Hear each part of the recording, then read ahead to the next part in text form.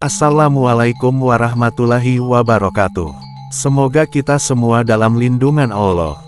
Murid yang tamat berguru berikut adalah cerita sufi tentang seorang murid yang telah tamat berguru. Cerita ini seringkali disampaikan oleh guru saya kepada murid-muridnya. Biasanya cerita ini disampaikan kepada murid-murid yang masih tinggal bersama beliau di surau. Suatu ketika anak surau yang berjumlah 35 orang itu dikumpulkan. Maklum, para pengabdi itu pun sudah dewasa dan mereka juga memikirkan ujung pengabdian. Mereka harus kemana? Mereka harus hidup berumah tangga, mencari pekerjaan dan lain-lain. Guru bila bercerita sangat menarik, mempesona dan membuat pendengar tak bergerak. Guru berkata, ada murid yang baru tamat berguru lalu ia pulang ke rumahnya. Di tengah jalan dilihatnya ada seorang putri raja yang aduhai cantiknya. Sang putri sedang duduk di depan rumahnya yang indah. Si murid ini sangat terpesona dan tertarik dengan paras cantik putri itu. Dalam hatinya ia berkata, alangkah eloknya jika ia jadi istri dan pendamping hidup saya. Terangan-angan paras gadis sampai di rumahnya, ia berkata kepada ibunya, "Ibu, anak gadis yang saya jumpai di rumah indah di pinggir jalan itu apa sudah ada yang punya?" Ibu menjawab, "Apa maksudnya?" ujar ibu menimpali pertanyaan anaknya. Anaknya berkata, "Kalau belum ada yang punya, tolong ibu lamarkan untuk saya." "Sadar nak," begitu serga ibunya. "Dia putri raja, kaya raya, sedangkan engkau anak orang biasa dan miskin." Untuk tidak mengecewakan anaknya yang baru lulus berguru dan pantas menikah itu. Sebagai ibu yang bijaksana, sang ibu pergi mencoba bertanya. Ia pergi ke rumah gadis tersebut. Maka ibu mengetok pintu sambil mengucap salam, "Assalamualaikum." "Waalaikumsalam," jawab tuan rumah. "Ada apa bu?" kata tuan rumah. "Ini anak saya kemarin lewat di depan rumah raja kebetulan dilihatlah olehnya seorang gadis manis putri raja dan ia merasa tertarik." Si anak baru tamat berguru pada wali Allah, tidak disebut nama si wali, dan maksud kedatangan hamba kemari ingin melamar anak gadis raja itu. Bila raja berkenan dan bila putri itu belum ada yang punya. Raja memang bijaksana, untuk menolak dengan terang-terangan dan supaya tidak menyakiti hati sebagian rakyatnya ia menjawab, "Oh, ibu mau melamar untuk anak ibu. Begini bu, saya tidak bisa memutuskan sendiri, apakah lamaran itu diterima atau tidak. Karena ini adalah masalah negara maka saya akan panggil dan mengumpulkan semua menteri untuk memutuskan hal ini. Dan ibu sebaiknya pulang dulu dan barang seminggu sudah ada keputusan." Sesampainya di rumah, si anak bertanya, "Bagaimana bu, beritanya?"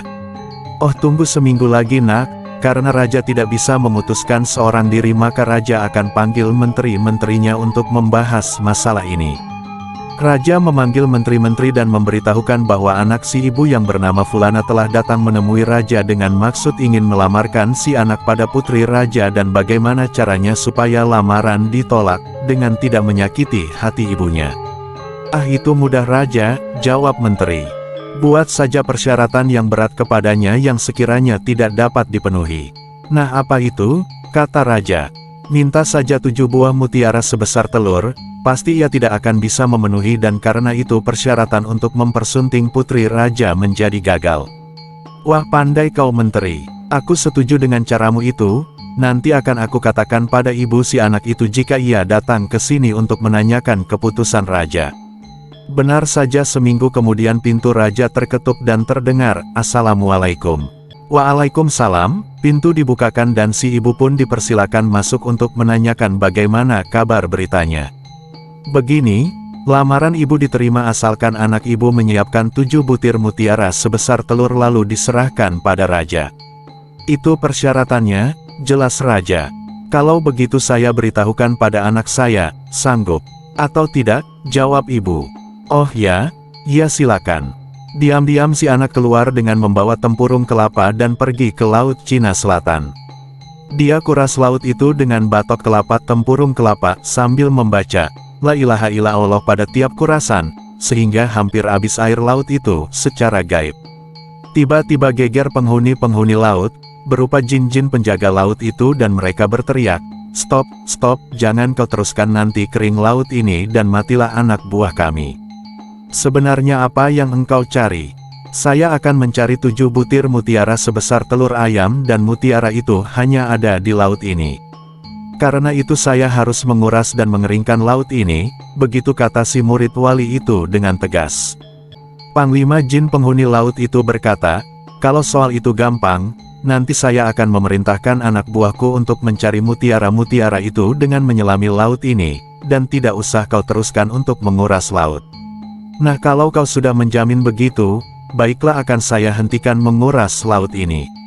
Sesaat kemudian anak buah penghuni laut Cina Selatan itu diperintahkan menyelam ke dasar laut sampai ditemukan ke-7 batu mutiara. Lalu oleh penghulu jin mutiara itu disampaikan pada anak tadi dan ke-7 butir mutiara itu dibawa pulang oleh anak tadi. Sesampainya di rumah, ibu menyapa, "Sudah datang nak." "Ya sudah datang dan ini 7 buah mutiara yang diminta raja," kata anaknya. Oleh ibunya ke-7 butir mutiara itu diambil dan ditimang-timang, dibalik-balik setengah tidak percaya.